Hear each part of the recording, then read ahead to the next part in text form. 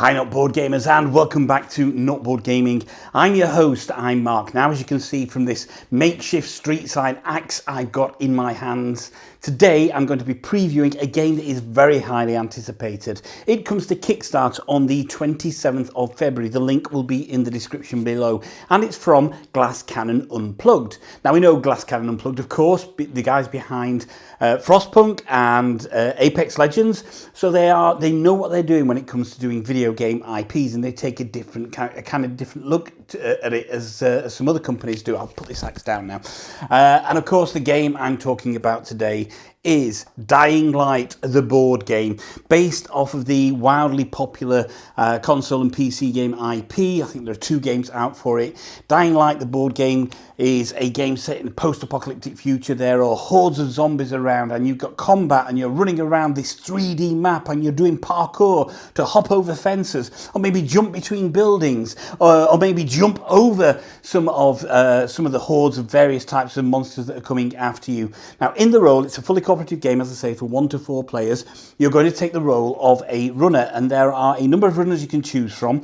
And as it's cooperative, yes, it can be played true solo. However, I've been playing it two-handed because I like the interplay between 2 characters. I think if you were to play it true solo, it would be a little bit difficult, to tell you the truth.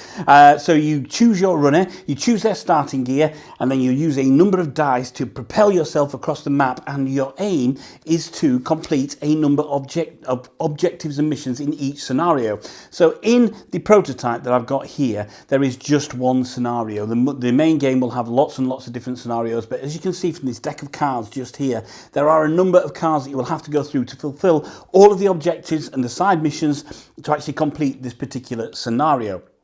Now, as I say, this is a preview copy and a prototype, so these parts and these components, should I say, are very much still in development, so this is not the final game. However, for a prototype, it looks absolutely fantastic. We'll talk about the kind of 3D buildings in a second and how they go together, but you can see from the board, it's a proper full-on 3D experience as you're traversing each part of the map, and you're jumping and you're fighting and you're pushing and you're running your way to try and complete these objectives. You're going to be unearthing various items from a number of decks that you can have. So you have your kind of standard items, then you have your epic items. You'll be completing objectives, as I say, and you get the ability to upgrade your characters as well, because they start with a certain number of dice, and then you will get to upgrade them, some of those dice potentially as the game progresses. And of course, some of the equipment and gear that you can use will then upgrade from the gear that you start with as well. So it's a game about building your characters as well as a game about completing those scenarios. And these 3D buildings, they're not just for effect, they are a key part of the game. They play a key aspect of the game, which is about kind of having the ability to get up high and hopefully avoid some of the hordes, or jump between areas where hordes are. And I'll show you a little bit more about that when the game plays. Now, the game plays over a number of rounds until one of your characters die, or you completed the scenario that you're running through here. If one of your characters dies, then that's it. That's game over for you, and you will start again. So there are a number of ways. The game is quite dynamic in kind of what happens and what's going on the board and where you are on the board. So there's not kind of a one solvable solution all the way through, because there's a number of different things that will come in there and kind of and kick your butt, so to speak. So what I'll do this in two stages. I'll take you down and show you the components in a wee while, and I say, bear in mind this is a prototype and not the final components. And then what we'll do is we will then jump into a round or so of the gameplay. Now, just to talk about the rounds, there are a number of rounds in each game. On the starting scenario, you start off on round 7, and at the end of round 7, which is a daytime phase, it moves to round 8, which is a nighttime phase, and things happen differently and potentially more deadly in the nighttime than they do in the daytime. There are, I think, 1, 2, 3, 4, 5, 6, 7, 8 daytime phases, going from 1 to 7, and then number 17, and there are 1, 2, 3, 4, 5, 6, 7, 8, 9, 10 nighttime phases as well. So most of your action is going to take place in the nighttime, and I'll explain that. So rather than starting right at the beginning, what I'll probably do is get to the end of the first round, just as we're moving from that day phase to that night phase. I'll show you what happens in that switchover, and then show you a couple of rounds of what happens then as a gameplay. So I say, without much further ado, I'll take you down, show you some of the components. I'll show you, more importantly, how these buildings get put together. And bear in mind they are prototypes. And then I say a couple of rounds, then we'll come back for my closing thoughts at the back end of it. But yeah, I'm very, very excited by this game.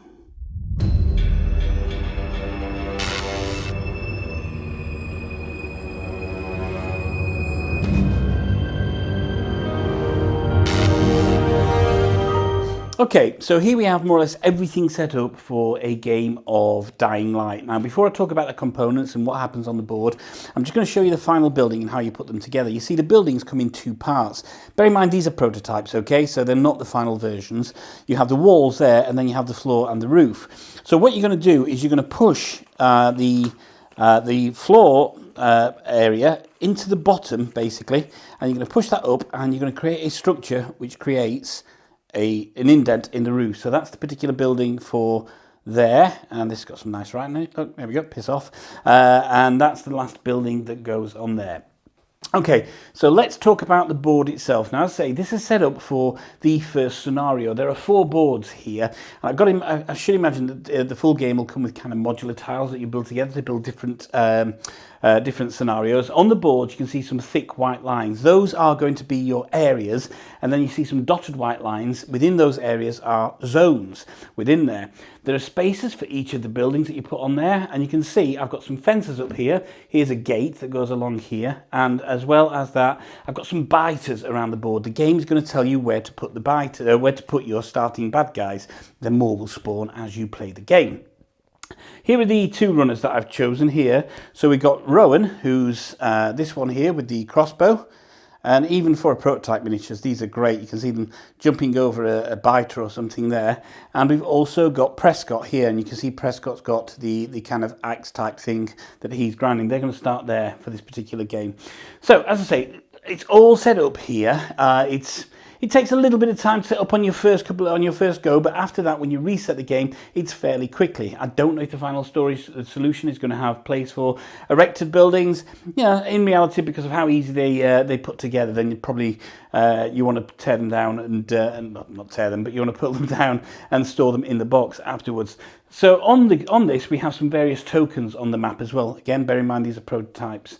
So this particular one here is for items, so it kind of gives you an item from the green deck, and I'll talk about that in a bit. There's one up here there's more around the board as well. There's one up here for purple, which is your epic items. There are some numbered tokens. There's some of your objectives. More will come out as the game goes along. You've got this token here, which is a spawn token. There's those placed around the board, and that's where bad guys are going to spawn. And we also have here, we have a fire token. We also have a spear token up there and a UV token up there as well. So that's kind of the setup. The game will tell you, the rulebook will tell you exactly where you're going to place everything. You can see these fence pieces. These are single pieces with stands on there, and they just create the fences. Now, in the first scenario, for the first part of the first scenario, until you completed it, you can't hop over the fences. Once you've completed that and open the gates, you can then hop over the fences should you so wish. So that's the player board setup. Let's go down to the player mat, and I'll show you a little bit about the player mat. So this is the player mat for Rowan, and you can see I've got her card there. On the back of the card, it tells you a little bit of story about her, what their starting kind of trait is going to be, and also there's a dice image on there. That's not, we don't use that in this particular scenario. It'll come into play in the main game. You're going to put that on their player board. You're also going to take 3 gear items. Now these gear items, there are 3 gear items that have matching symbols up there, and you're going to choose 3 of the same. We've got like a coat here, we've got some shoes, and we've got some gloves. If we look at these are 2-sided.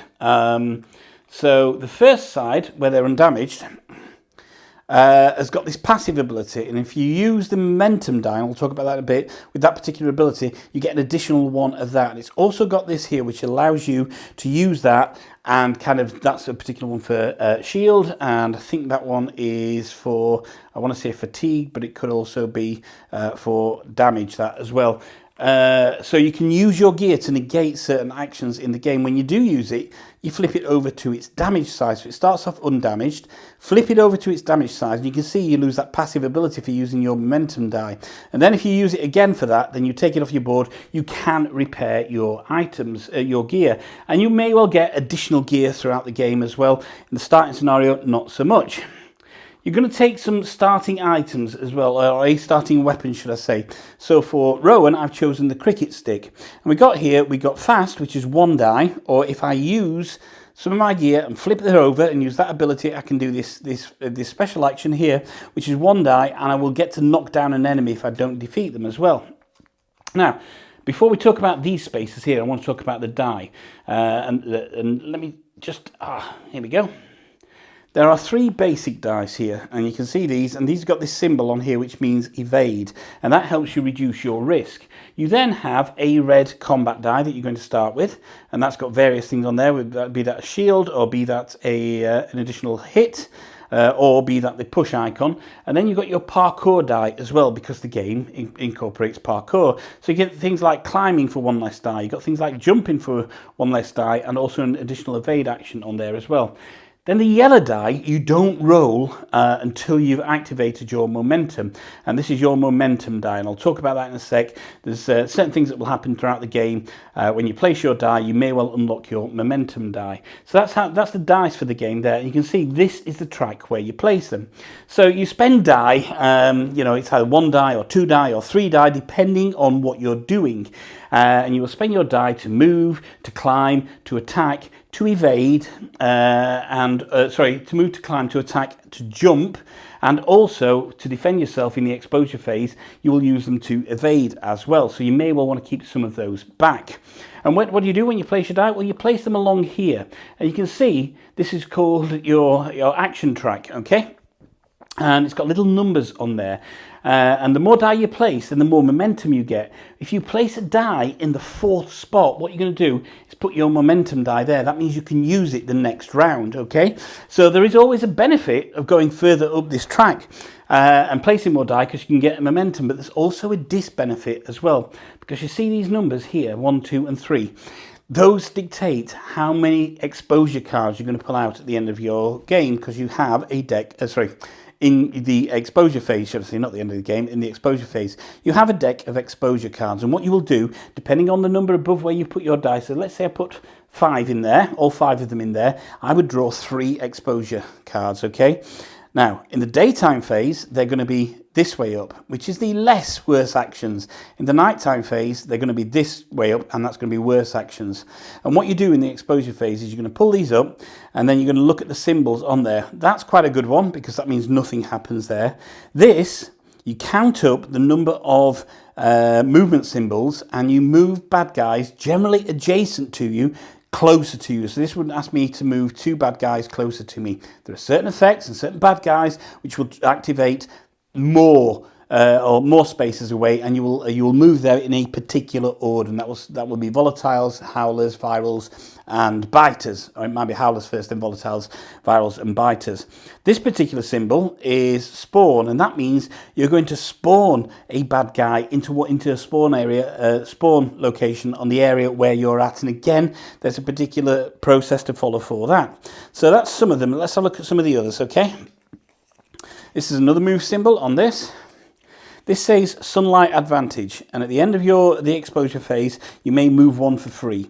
It's another movement symbol, and then that's 2 movement symbols and a single movement symbol. So those are all the light side of it when it's on the daytime. But what happens in nighttime? See, when it's at nighttime, you'll shuffle the deck, and you're going to put them that way up. And these are the more dastardly ones as well, okay? So you can see we've got 2 movement symbols, a single movement symbol, single movement, and a spawn. Good night, nothing happens there. At the end of your exposure phase, get a free push for each defense above the infected attack, and we'll talk about that. It's got a reshuffle symbol on it, and that's one on there as well. If that card comes out, then you will reshuffle your deck. This will say move 2 and virals activate in range 2. So this increases the range in where virals activate. That stays the same there. And it's another movement and another spawn there. So in nighttime phase, then more stuff happens, basically. More and more things will happen. If we look at your trait card that you've got, This is what you can do as your character. So while defending, evasion boosters are worth +1 defense.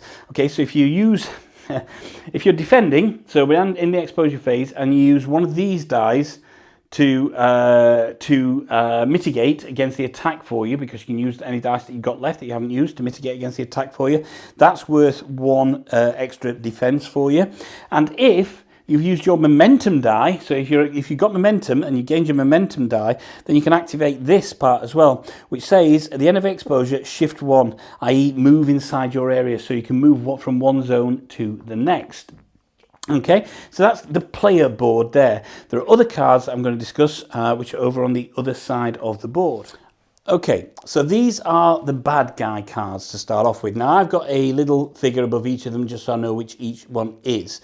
In the beginning of the game and in the daytime phase, the ones other than biters are going to be turned down. So you only really got to combat the biter. But let's have a look at what each of these does, okay? I'll talk about each card. So this is the biter, okay? And first thing to say is when it attacks you, it's going to do a damage of 1. And it's got a health of 4 or a toughness of 4. That means if you're attacking it, you've got to roll above a 4 to beat it. It's also got night activation here because daytime activation and nighttime activation is a little bit different. I'll talk about how that works in a wee while when I show you the difference between day and night. At the night time, you spread the biters in the most crowded area. So what you would do there is you look on the board, where is a biter that's most crowded, and then you would start moving them out from that area. Clockwise, you choose an empty space or the space that's got least biters in there or least bad guys in there, and move them out one at a time going clockwise until they're all moved. So it spreads them out along the board. The key thing to note about a biter, by the way, which is kind of the basic enemy, is they can't climb buildings. I know at the beginning of the scenario you've got a couple on buildings, but if they're moving towards you, they can't climb buildings. So mainly surrounded by biters, get yourself up high because that's pretty good. However, all of the rest of them can climb buildings. So this is a viral. It's got an attack of 1. It's got a toughness of 5, and that symbol means it can climb buildings. Now, in its night activation phase, if no runners are present within range 1, then move 1 towards the closest one. So the virals are constantly hoarding towards you. We then have the Howler, which is this scenario's kind of special one. It's got a toughness. It's got an attack of 1 and a toughness of 7. These are buggers to kill, and this is a really important bit here. It can only be attacked if there are no other infected in the area. So to kill the Howler, you've got to get it into a clear area and then attack it. You can't attack it when others are there. And for its night activation, in range 1 for each zone with the runner, spawn 1 viral, which is these here, which is these orange ones here. So if you're within range 1 of that, then it's going to spawn more virals for you. Then we have the big bad. We have the volatile here. You can see it's got an attack of 3. It's got a toughness of 12. It can climb buildings. It's immune to push and crits, so your crits can't do anything on this. And its night activation, if no runners are present in range 1, it moves 2 towards the closest one. This guy here, this is the volatile. There we go. I'll just see if that zooms in. This is the volatile. He's a bugger, let me tell you that. So you've got the volatile, you've got the Howler. As I say, bear in mind, these are all prototypes, yeah? You've got the viral, which is the orange one here. And then we've got the biter, which is this one here, okay? So as I say, when I set those up, I have them in such a way that from left to right, I know what's going where. So we'll put that, Howler, viral, there we go. And I know who's where. 2, 3, 4. Okay, so next up we have the round tracker, which is this here. Now for this scenario, we're starting off on round 7, which is here. The areas in light are daytime, the areas in dark are nighttime. You can see daytime versus nighttime. You're going to move your timer up each round on that. Here we have the gear cards, okay? So we have green, which is your treasure cards, if you like, your loot cards. We have your standard loot and we have your epic loot. And this is going to be a number of things. It could be, you see the symbol up here? This means that it's a consumable. You'll keep it and use it and get rid of it. This is a, excuse me. This one is, oh, that shouldn't be in there actually. Let me find another one. That shouldn't be there either. So these are all consumables, okay? So this This symbol here means that they're consumable. If we're looking at weapons, and these are starting weapons, so they shouldn't be in there, so I should have got rid of those. This is this item here. So consumables, you use once or use the number of times it tells you to use it on there, and you get rid of them. Weapons, which you've got this item, mean that they are going to go on your player board and you can swap between the weapons that you've got. So that's the kind of the standard loot deck. Then we have the epic loot deck, and here we have, you can see there's a military medkit there. You can heal 2 wounds. Proletarian, which is a weapon which does 2 damage. You've got a UV flare, which is a consumable, a rage booster, a glaive, and a dry grenade. And these are all the ones that are in this prototype. Of course, in the main game, there's going to be many more. How do you collect those? Well, you go onto the board and you collect. You use a free action, try to get a green loot or a purple loot, basically. Now, what you would do in the main game is you would keep these tokens because you can use them for crafting between scenarios, okay? But as I've only got one scenario, there's no real crafting going to take place here. And that's those there. Here we have some special ones. So these are inhibitors. These are part of the scenario. At some point, I may well get to pick these inhibitors up.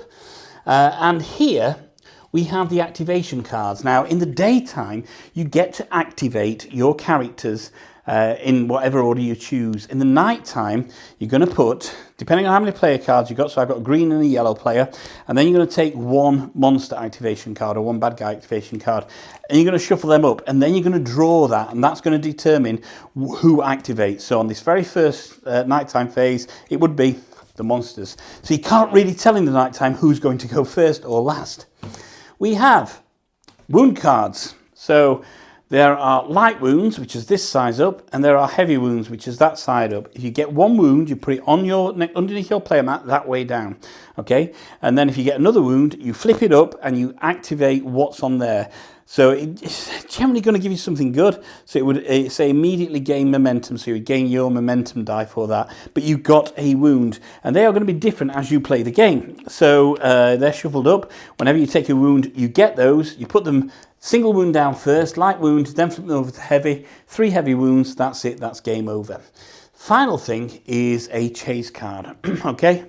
So you get chase cards if you get a certain token against your exposure deck, and if there are 2 of them on there, then you're going to pick up a chase card. There may be other in-game effects that ask you to tell you to do that, okay?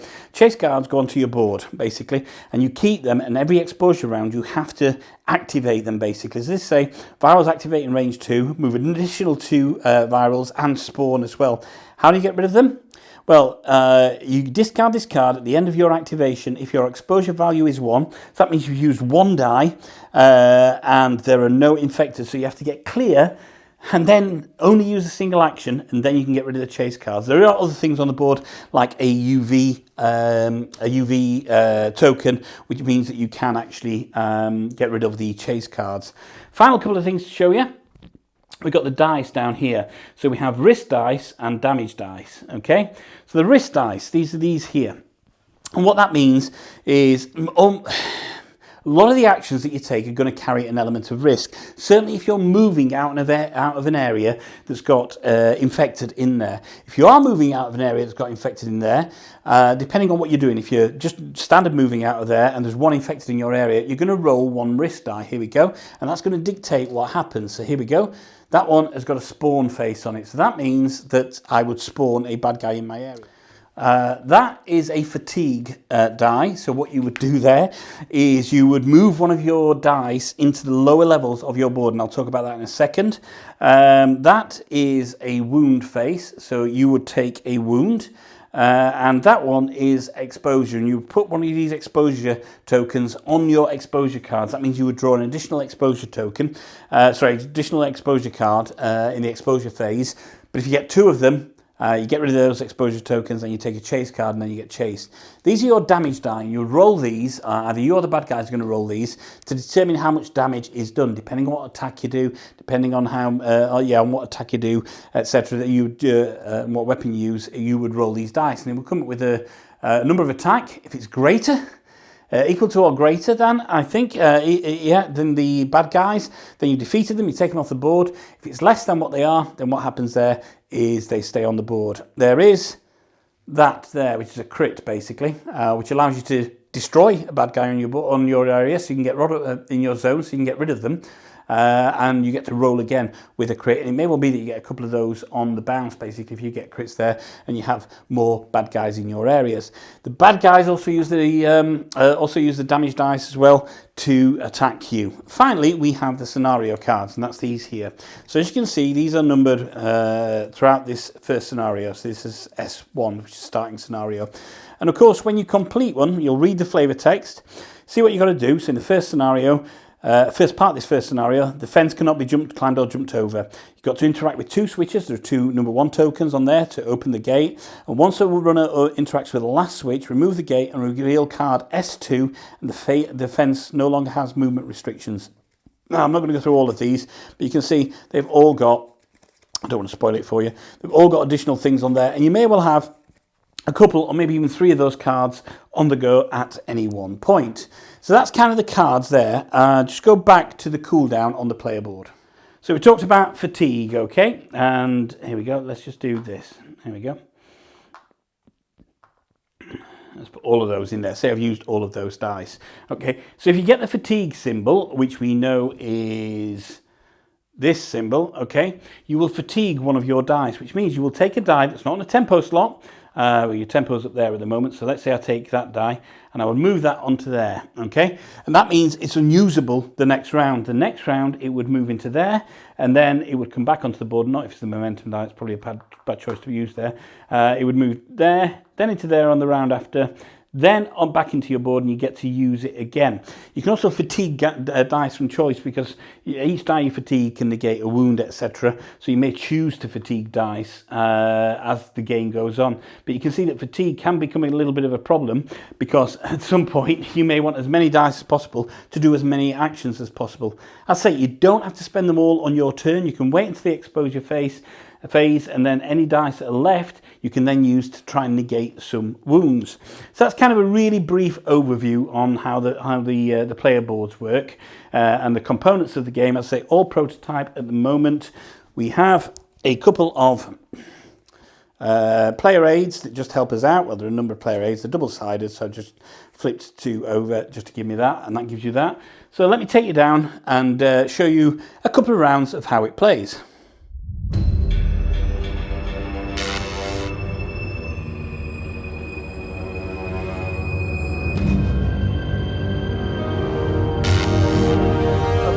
So I've just completed the first round, and now I've done the exposure phase, and I'm okay. Rowan moved from there and jumped onto there and stayed there, and managed to activate 5 dice. Actually moved there, climbed up there, and then jumped over to there and activated their momentum die, which is there. And Prescott jumped onto this building and then moved across here. And then that's it, just stayed there. So they've also activated their momentum dice. They've got the yellow die in these slots now.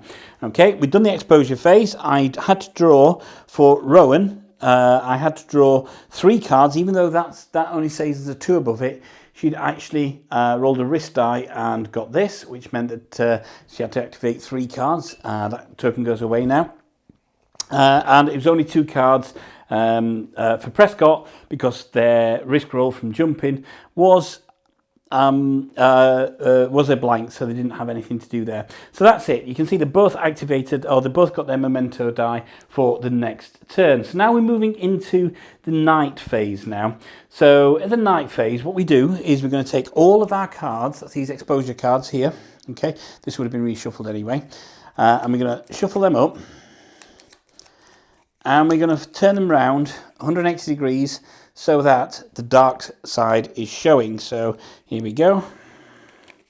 I'll do that for Rowan as well.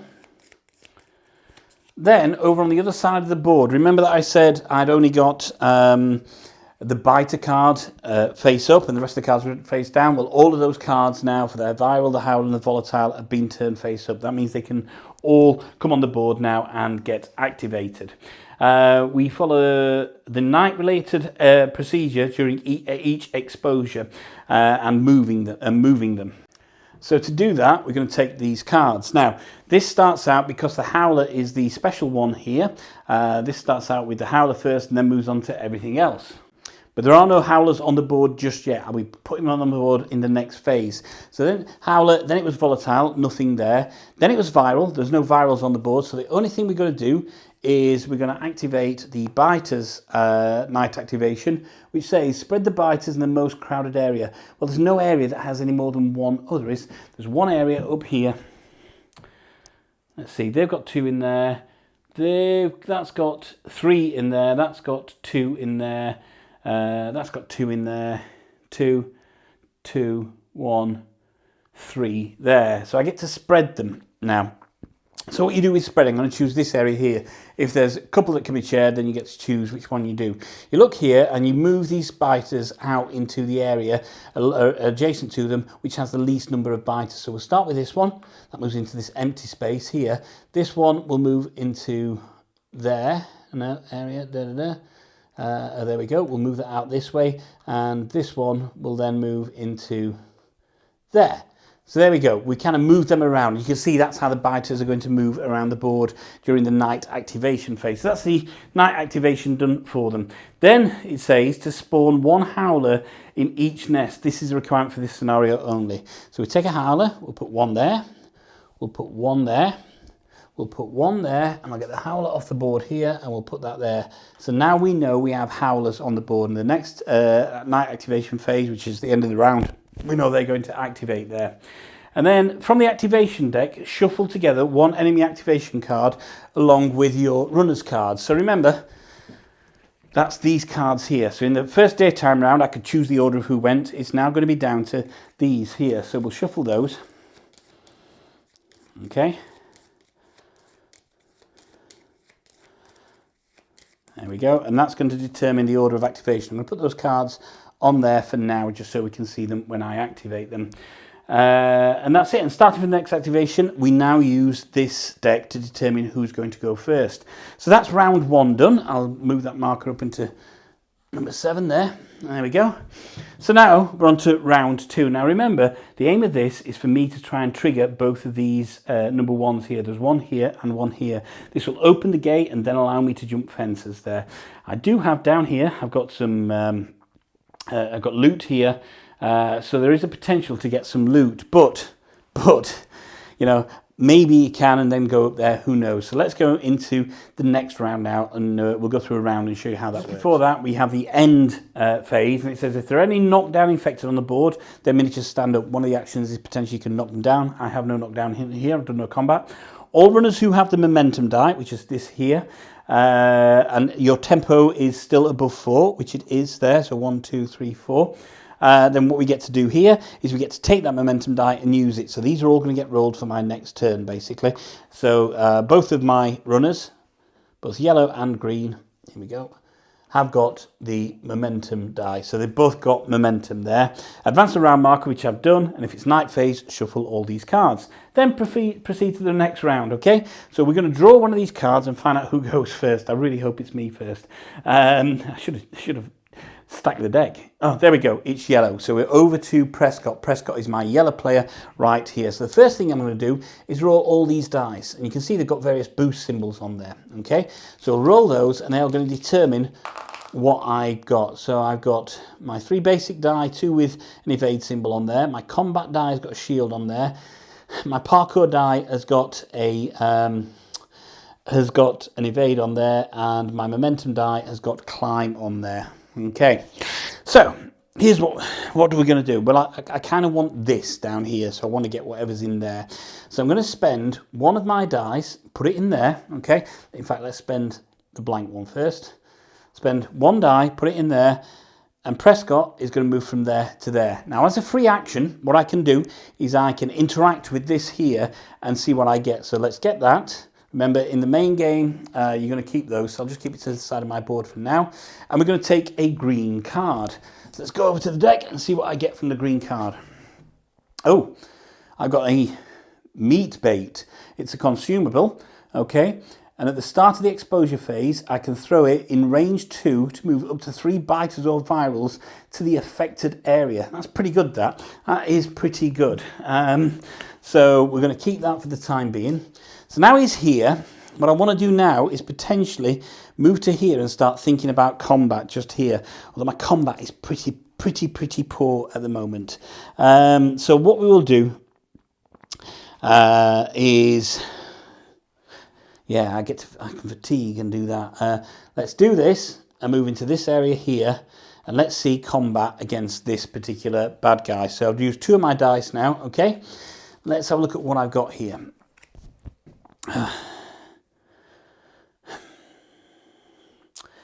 I could actually just use 1 die and do a fast attack on that bad guy, or I could use 2 die and fatigue a die, or flip over one of my gear cards. The only one I could do that is the sneakers there, to stop me fatiguing, and use 2. In fact, that's what we'll do, okay?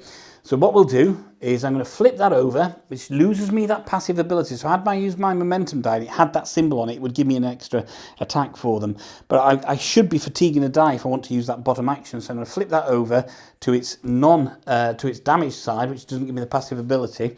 And now I get to attack this particular bad guy. So we know he's a biter, and here we go. It says here he's got a toughness of 4. I'm doing this, which means I can do roll 2 die, and it's also got a cleave 1 ability on there as well. And what that means is that if there are any other bad guys in my area after I kill this one, then I can apply any leftover damage to them. Unfortunately, there's one there in my area, so let's hope I roll more than a 4. So let's see this, okay? I got 8 there, which is fantastic. So we know he's got a toughness of 4. Now I think cleave 1 means 1 away, or it might mean 1 bad guy. I'm going to use it as 1 away here. So yeah, I got rolled a total of 8 there. So they're dead, and using the cleave ability, they're dead as well. So I use my special on there. So here we go. That's it. I've moved down. I've done a free action. I've moved there, and I've and I've taken some loot and killed a bad guy as well. So now I may want to move again. So let's just move again. Which die to use? This might be all right, actually. I think I could move there, activate that, then go up on here with a free climb action and still keep my momentum die. So that's what we're going to do. In fact, we're not. No, we're actually going to leave it so that they come and attack me, I think. So we shall use that one there to move into there. Use my free activation, to use this. There are free and focus things that you can do. This is a free one. That means I've activated 1 of the symbols. I've still got 3 dice left. To keep my momentum die next turn, I need to move again. This is worth keeping back to be attacked. Now, if I was playing the game properly, what I would probably do is I'd use this to climb up onto there, but I'm not. I'm going to play it slightly suboptimally, okay? And I'm going to spend another die. Here we go.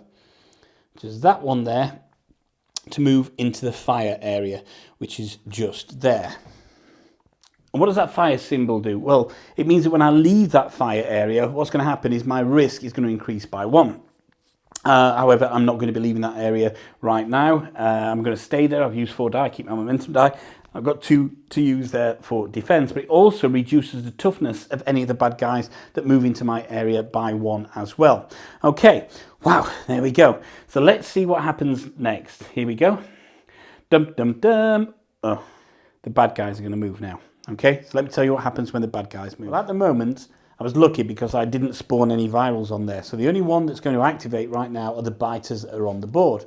And again, we're going back to this, the night activation, which says here, spread the biters in the most crowded area. Well, we've now got 1, 2, 3, 4 in that area. We've got 1, 2, 3 in this area. 3 in that area. So this is the most crowded area. So again, what I will do is I will move them to an adjacent area that's got least number of biters in. So that one's going to move there. That one's going to move there. That one's going to move there. So they're moving around just a little bit. So I got away quite lightly with their particular turn, which is just there because there's only biters on the board that won't stay for long. So it doesn't take much maths to know that the next one coming is Rowan. There we go. So we're going to roll Rowan's die.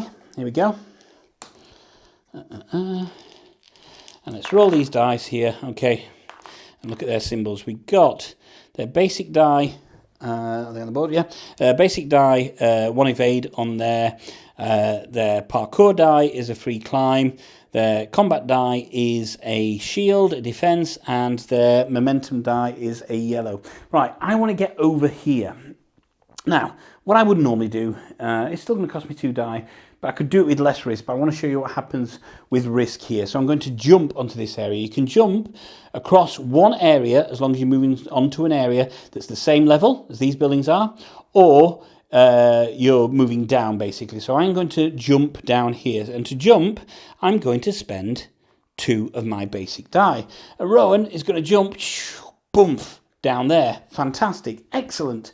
Now when you jump you always generate risk, so I'm going to roll a risk die now for generating a jump. Here we go. So here we see, here's the risk die. Let's see what happens here. Oh, right, okay. So it's an exposure token, an exposure symbol. That means that Rowan, next turn, at the end of on the exposure phase, is going to have an additional exposure card to do. So what do I want to do now? Well, I want to activate that, but I've got this biter in my area. Now, what I could do is I could use this and push them, basically. So this has got the push symbol on, and that might be a decent move to do for now. So we're going to do that and push, and we're going to push them into the next area. Fantastic, okay? So now we're going to activate this as my free activation. So that's the second symbol activated. Let's have a look at this. It says here, after the flavour text, the fence cannot be jumped or climbed over. Interact with 2 switches to open the gate. There's the gate at the top, just up there. And then it says, once a runner interacts with the last switch, remove the gate and reveal card S2. The fence no longer has movement restrictions. So let's do that. We're going to remove the gate. Boom.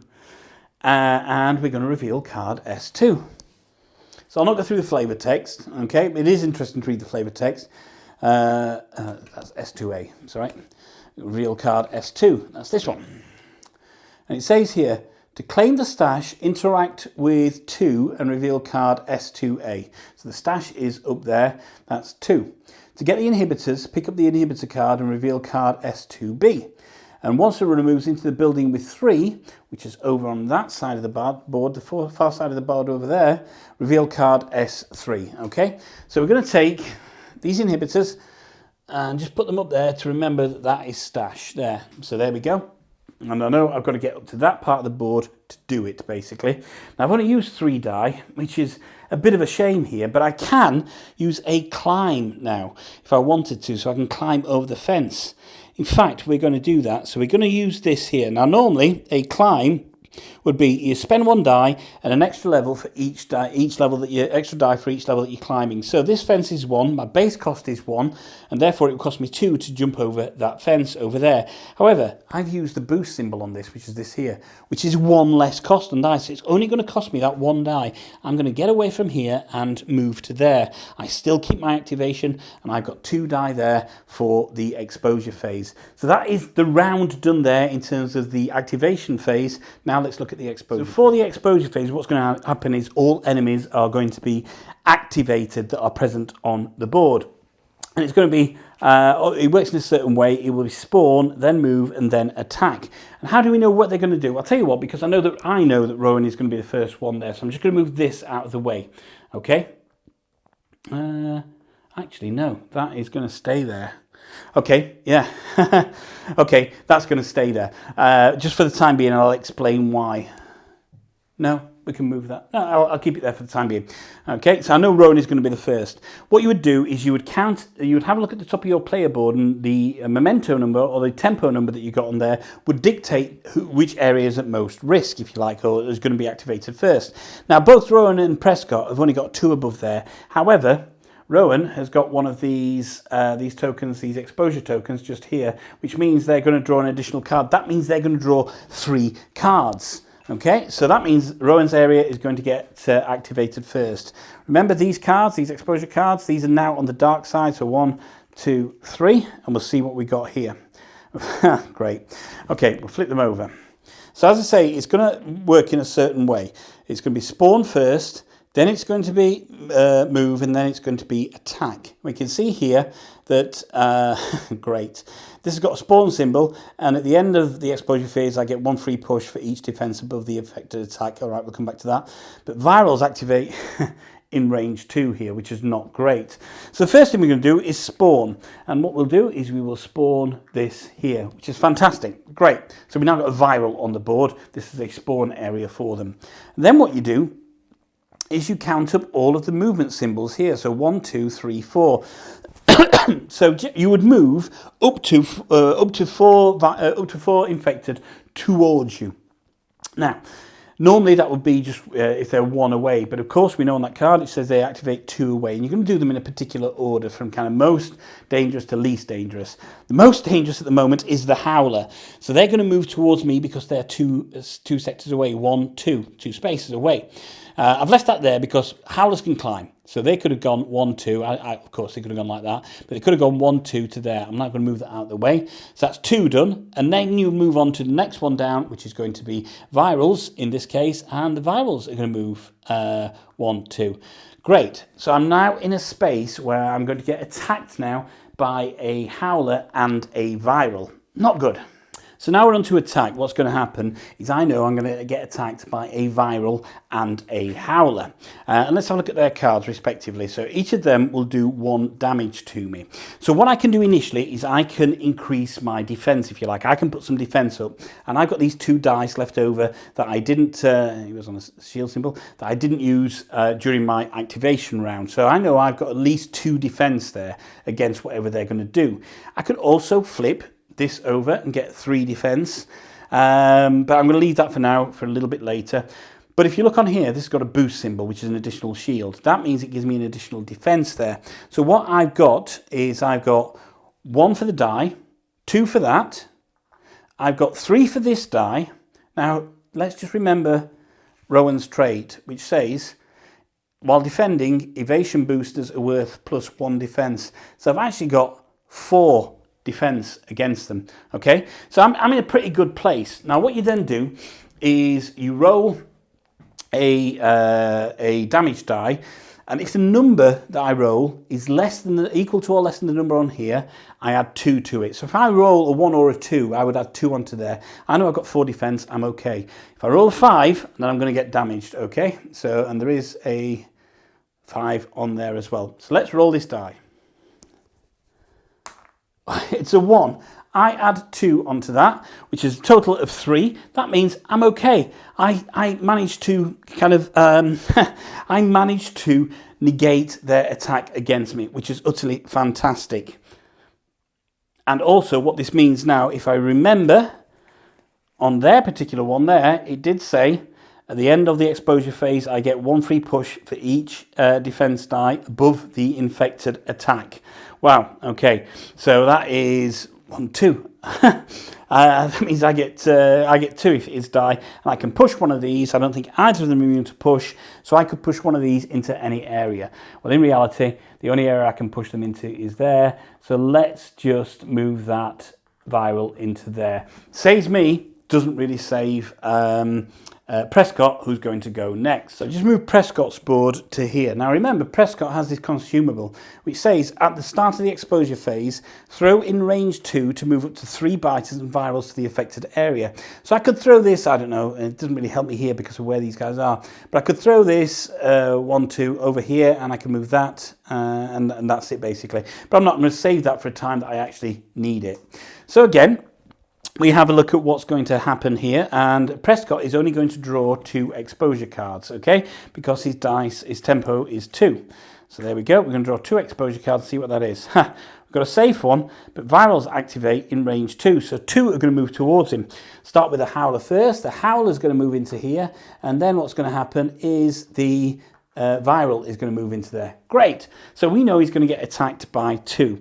Again, as we go through this, we look at the defense that I can do. So he's got no additional events on his trait. So that's 1, 2. I can put 3 defense down there. So he's in a little bit more danger of actually being attacked by the, beaten by the infected. So we determined our defense. I've got 3, 1, 2. Remember that boost symbol on there, and 3 for that tempo die just there. So now we're going to get to roll this damage die and let's see what it does. 3. Excellent. Right, so he has effectively negated that. But let's say he rolled a 5. A 4, actually. Let's start with a 4. Okay, we're negating 3 damage. You know, obviously I could have flipped this over and done that, but we don't want to at the moment. Yeah, we don't want to at the moment. And actually, because I use the tempo die for my defense, and that's the passive ability, that would have actually given me 4 damage, 4 defense on there. But let's say it was just 3, okay? Just for the sake of argument. If it's 3, what would happen is I would take a single wound. So here we go. And that's that. And that's a light wound, all right? So I'm okay there. I'm okay until I take another wound, then you'd flip the card. However, if his defense was 3 and he rolled a 5, there's a 5, there's the 5, just there, I would take 2 wounds. So I would first take a light wound, and then I would flip that over to its other side. And it says, immediately make a fast attack for free. You can make it a special. So fast attack would be here. I would roll a defense die, an attack die against one of those, and therefore I would get to potentially defeat one of those. I would probably go for the viral. Yeah, I wouldn't. I could defeat the viral if I rolled a 5 or a crit. So let's have a look. No, it was a 2, so that wouldn't happen. So that's what happens there. So I would, if I take a heavy wound, I would take 1 light, flip it over to the other side, take a heavy. Then what would happen, because I've taken 2 wounds in one go, I would lose my momentum die. Which is not good, which means I don't have it. I have to gather up momentum for the next turn, in the next turn to use it the turn after there. Now, I could have increased my defense. I could have fatigued a die. I could have put a die down in there. On my next turn, that die would go over to there. On the subsequent turn, that would go out there.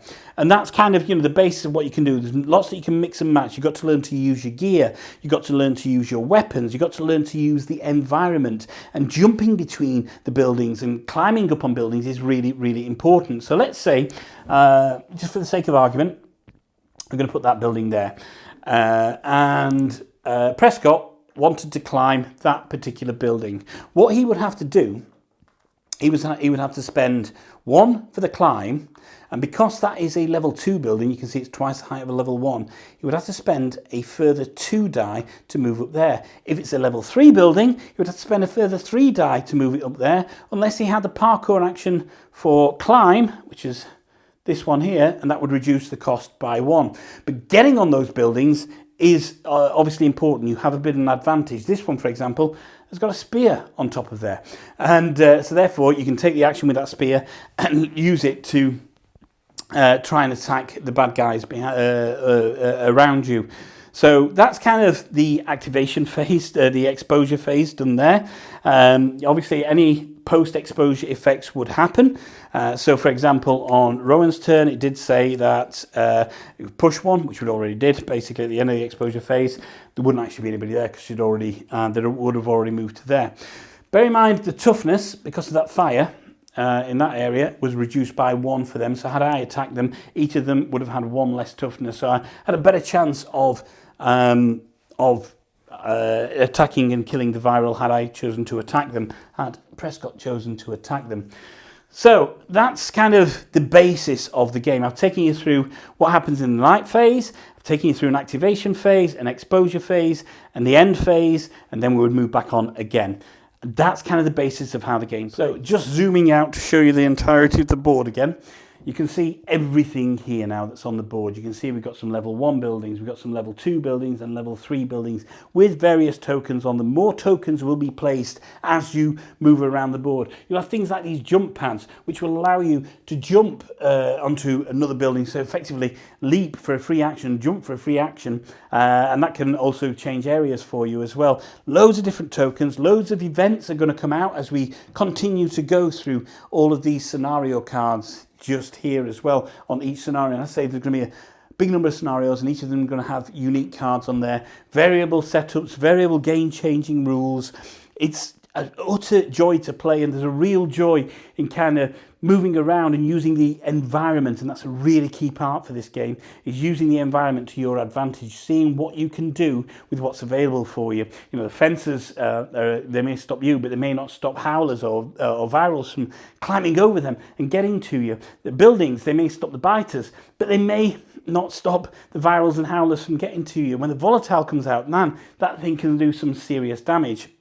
In this particular scenario, things are going to unfold as they get around here, and this is going to be kind of the final area, and the volatile is going to come out somewhere just here. But you can see that there's plenty of scope for this game to run, to move, to fight, to avoid fighting, which is equally important, to get loot, to activate other items, to jump from building to building, jump down from buildings, to use your parkour skills wholeheartedly. You get to upgrade your characters. Had I got to the inhibitors, I would have upgraded one of my basic die to my choice of either a combat or a parkour die. That's really good. The use of this momentum die is really, really important.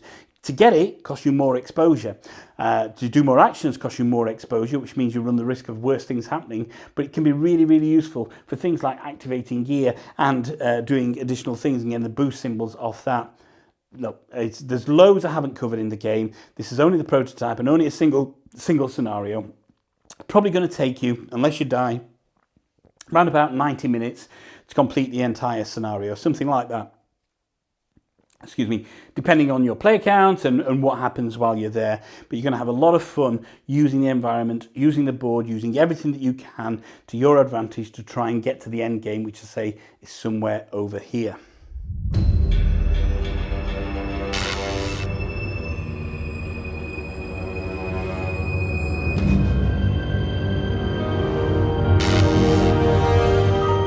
And there we go. That's a pretty brief overview, and by no means a deep session or deep rules session on how to play Dying Light, the board game from Glass Cannon Unplugged.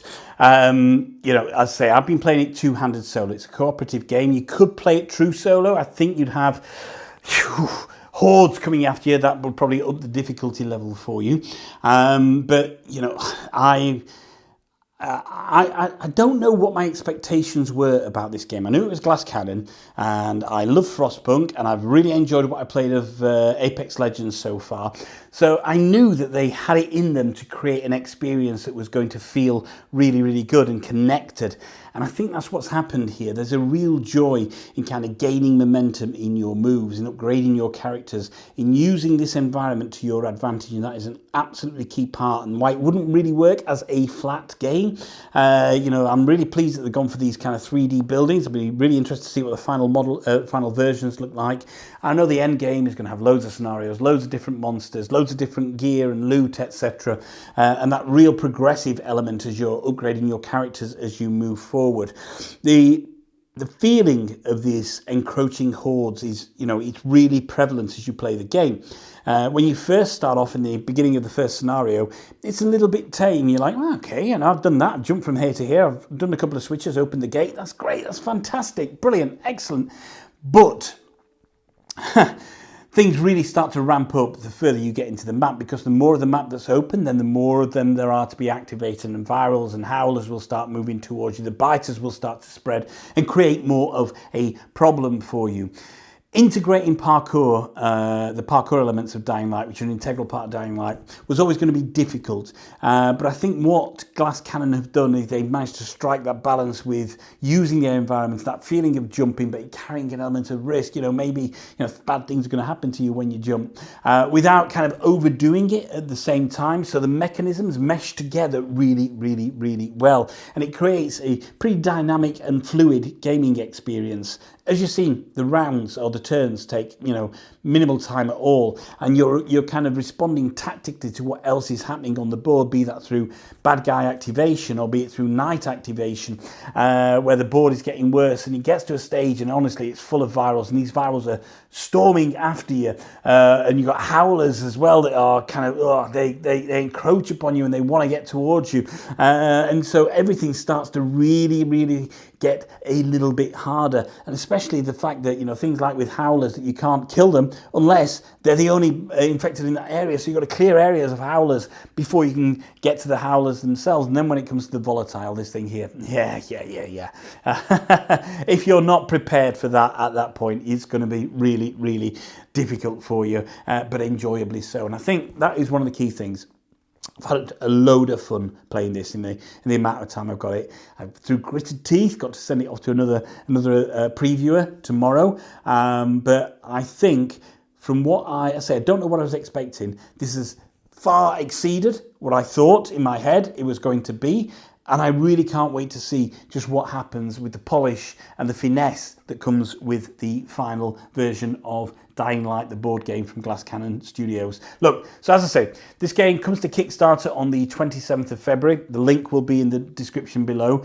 If your idea of having a 3D dynamic environment, of jumping and leaping between buildings, of timing when you attack and who you attack and when you defend, and maybe sacrificing certain things, and that can be a key aspect of it, like, you know, fatiguing dice, etc. If all of that screams fun for you, then I don't think you're going to be too disappointed with Dying Light, the board game. It's showing a hell of a lot of promise. And I know all of these components are prototype, but you know what? From what I've seen so far, I can't wait to play the final version. So don't forget to check out the Kickstarter, link in the description below, on the 27th of February. Thank you once again for joining me. My name's Mark. This is Not Board Gaming. Don't forget to like and subscribe to the channel, check out our other videos, and one final thought. If you can't find anyone else to play with, then there's nothing wrong with playing with yourselves. Right. I'm going to find me some biters now. Bye-bye.